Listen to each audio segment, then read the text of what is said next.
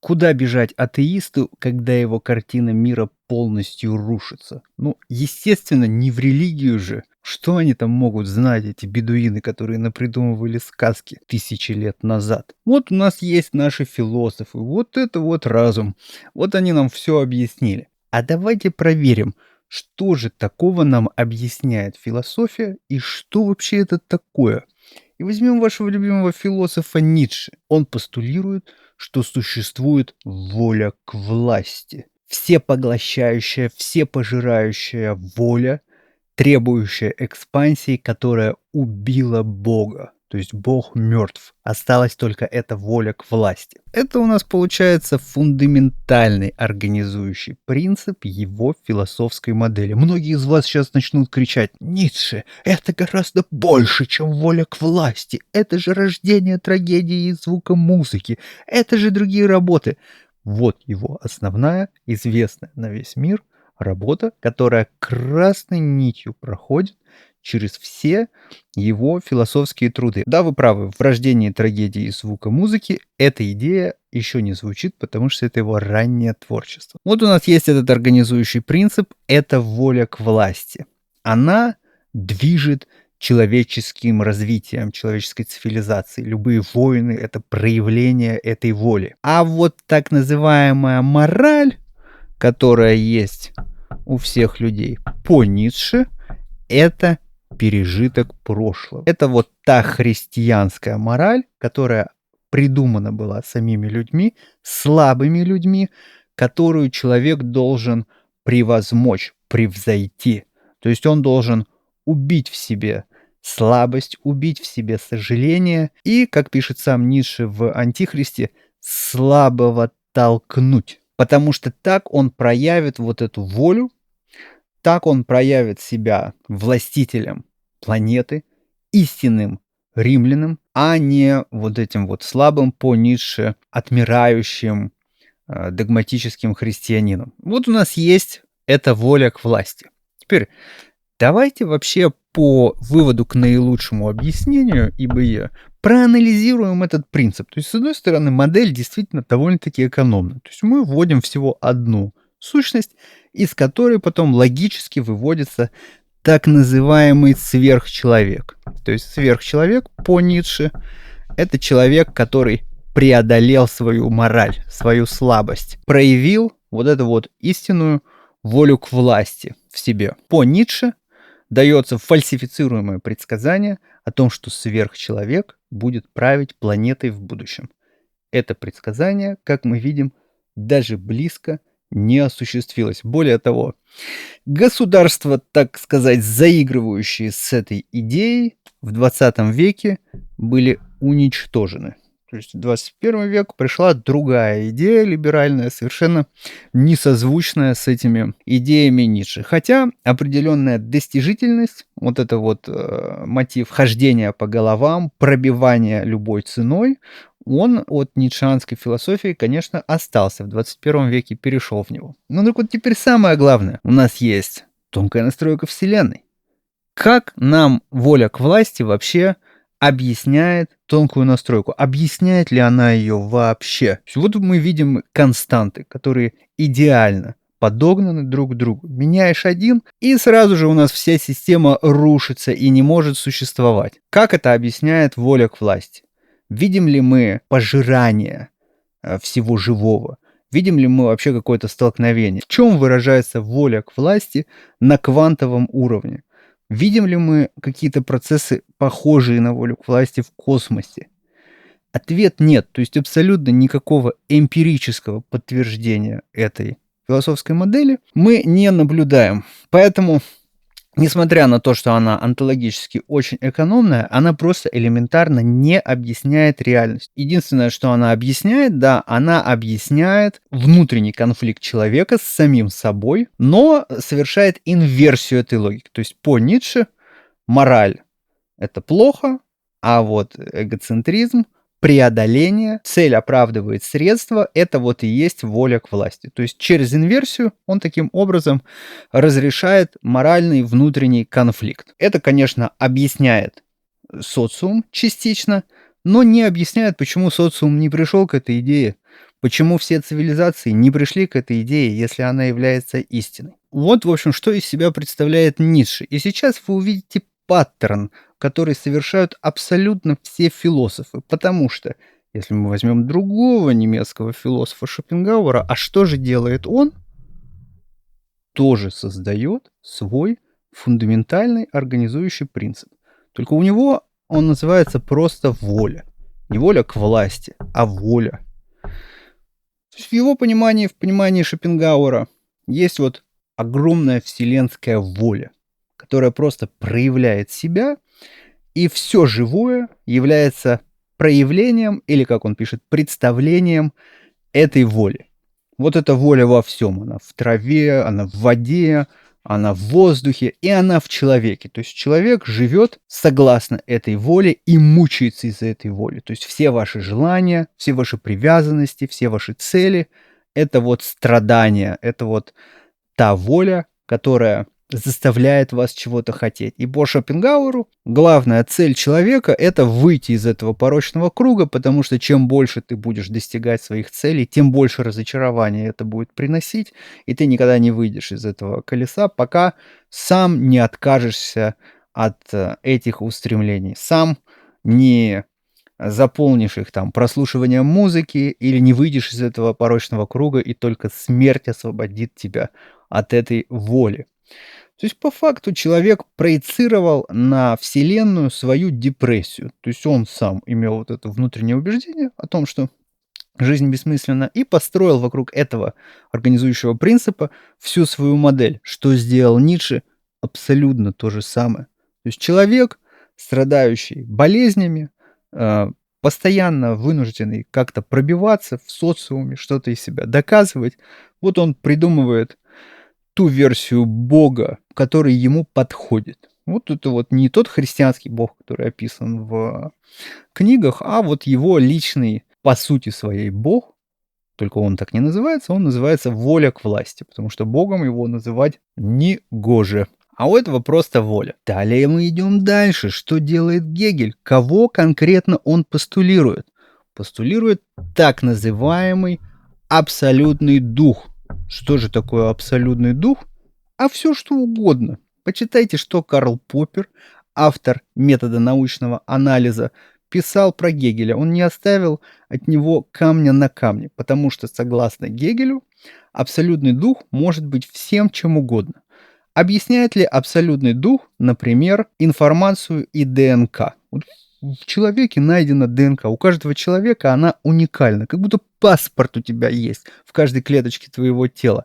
Откуда он взялся? Может ли нам помочь Гегель? Да, совершенно верно. Это развертывание абсолютного духа. Абсолютный дух так себя проявляет. Это выражение абсолютного духа. Прекрасно, просто замечательно. А если бы в человеке не было ДНК, если бы в человеке, как представляли материалисты XIX века, просто скопление хаотичных шариков в его материи, атомов, что бы сказал на этот счет абсолютный дух?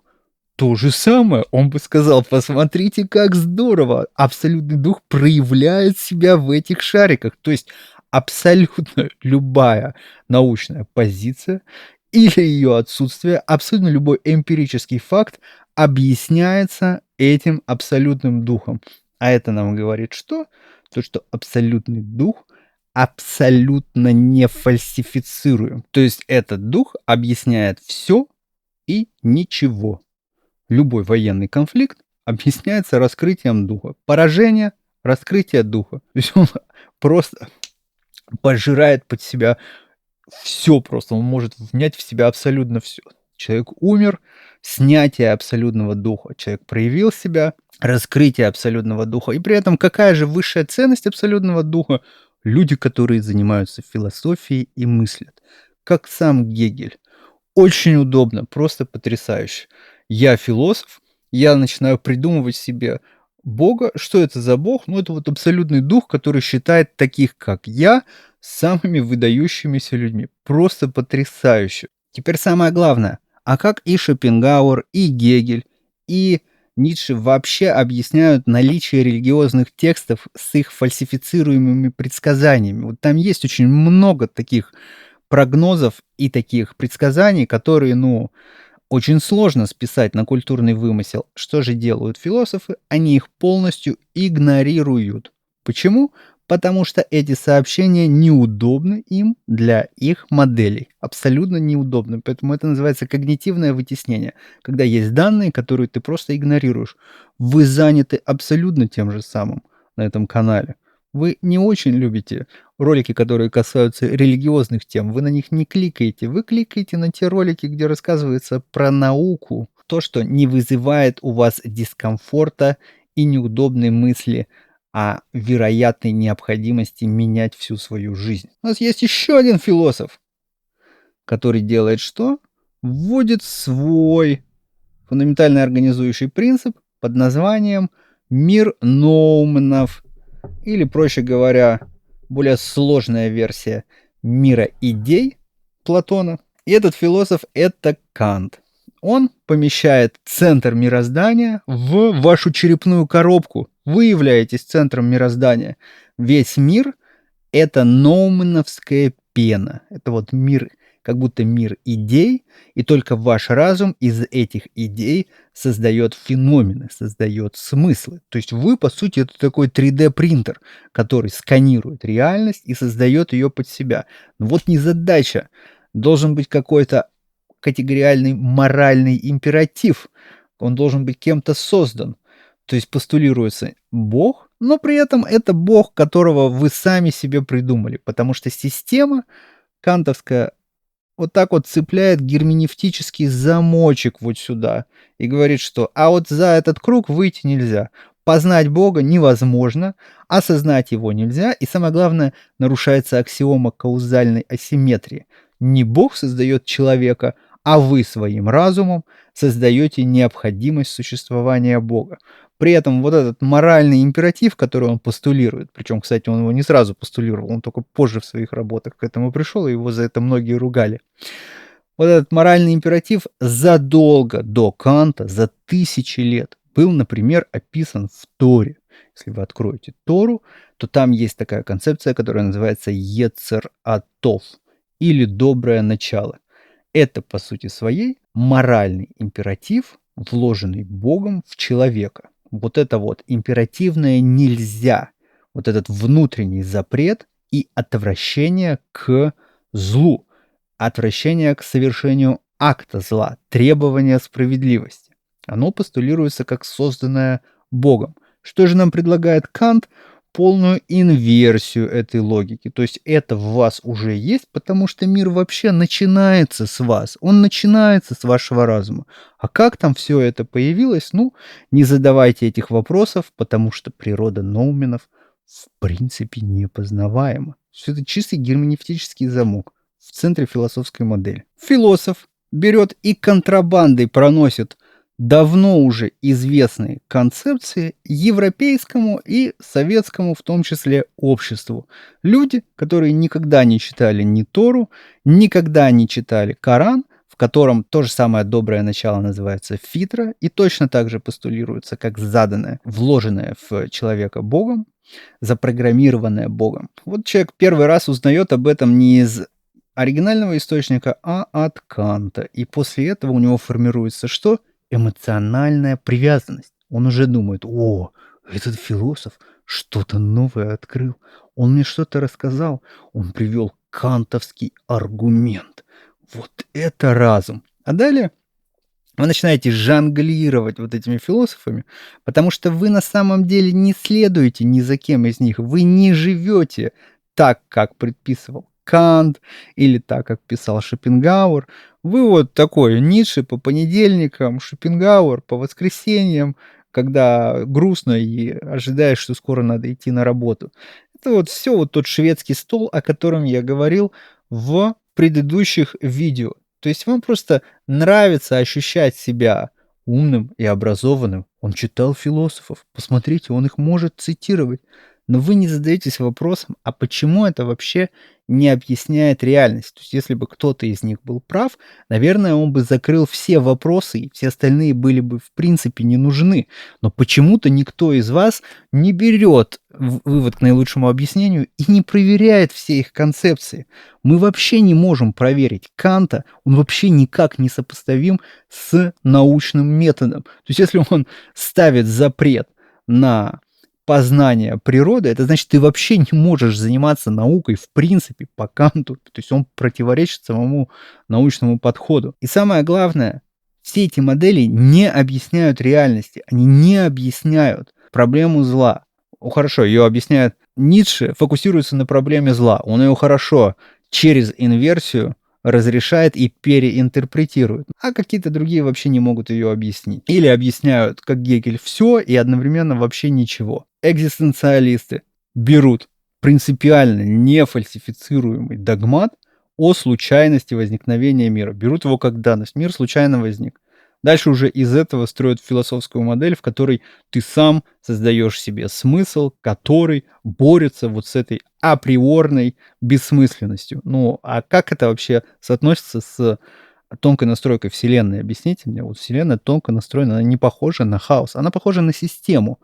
Какое тогда сразу же основание у этой философской модели экзистенциалистской? Объясните мне, и есть ли оно в принципе? Но вам нравятся все эти идеи, все равно больше. Вам нравится вообще идея, вот, что это придумано человеком. Вам нравится идея, что человек объясняет реальность. Как Кант пишет, вы живете в посткантовском мире. Вам хочется, чтобы вот именно человек был творцом Вселенной. Но человек творцом Вселенной не является. Творцом Вселенной является Бог.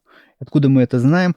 Потому что если мы возьмем его книгу, а это Коран, то он наилучшим образом по ИБЕ объясняет всю окружающую нас реальность, включая проблему тонкой настройки и включая трудную проблему сознания, которая предсказана в кораническом тексте, что она возникнет. А еще, что он делает, так это прекрасно объясняет всех вот этих людей и чем они заняты. Чем они конкретно заняты, какой алгоритм мы здесь видим. Каждый из них придумывает своего удобного ему бога. Каждый абсолютно философ. Конечно, не все называют его богом, но по сути он выполняет функцию бога. Вот что такое воля. Вот что такое воля к власти. Вот что такое разум у Канта. Ты сам творец вселенной. Вот что такое абсолютный дух у Гегеля. И вот эти все выдумки, вот эти вот все, вообще, на самом деле, если их так-то взять, не имеют достаточности основания. На каком основании мы должны верить, что абсолютный дух существует? Абсолютный дух как-то вступил в контакт с Гегелем, он посылал ему какие-то сообщения. Почему именно Ницше догадался, что воля к власти убила Бога, а не кто-то другой? Почему мы вообще должны верить этим людям в принципе? То есть это просто их художественное творчество. И самое главное, все они в своей совокупности покрывают исходное сообщение. То есть вместо того, чтобы прочитать Коран, вы больше доверяете этим философам. При этом этот спор, который они сами себе придумали между идеализмом и материализмом, длится уже 2500 лет и просто не может быть решенным. Почему? Потому что он решается в другой совершенно модели, которая выводится из коранического текста. Вот строго по методу научного анализа, если у нас есть большое количество разных конфликтующих друг с другом теорий, мы берем за основу ту, которая вводит наименьшее количество сущностей, а они все вводят какое-то определенное количество сущностей, но при этом ни одна из них не объясняет, почему наш мир именно такой, какой он есть. А Коран объясняет. Вот почему в основе нашей информационно-архитектурной модели реальности лежит именно Коран. То есть мы постулируем, что эта книга, которой 1500 лет, является ровно тем, чем себя постулирует просто на основании, во-первых, критериев фальсификации, которые она сама задает, об этом подробнее в других видео, а во-вторых, за счет эвристического синтеза. То есть она просто объясняет слишком много, включая людей, которые придумывают себе своего бога. Вот чем заняты философы. Поэтому нет никакого смысла блуждать в этих лабиринтах, которые создают все эти люди. Они в конечном счете объясняют все и ничего. И то же самое делают эзотерики. которых вы так любите, и говорите: "Почитай обязательно". Только эзотерики еще хуже, потому что на каждое событие в мире они вводят новый фундаментально организующий принцип, нового какого-нибудь архонта, который стоит за какой-нибудь там войной, и еще тысячи, которые стоят за другими воинами. И самое главное, они дают вам ощущение, что они получили это знание легально от системы.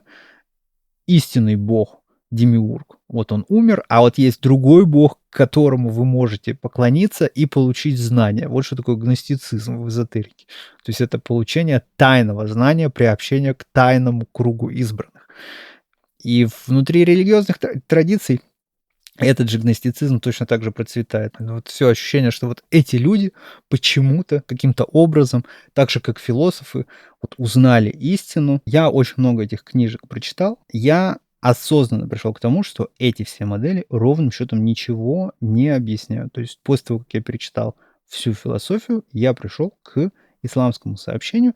И этот канал вообще посвящен тому, чтобы поделиться с вами этим сообщением, развеять какие-то мифы и объяснить реальность наилучшим способом по выводу к наилучшему объяснению. Вот чем мы заняты на этом канале. Исследования проводятся независимо. Вы можете поддержать регулярный выпуск этих видео на Бусти. Подписывайтесь на канал, распространяйте это видео. Будем дальше размышлять и заниматься наукой. Спасибо.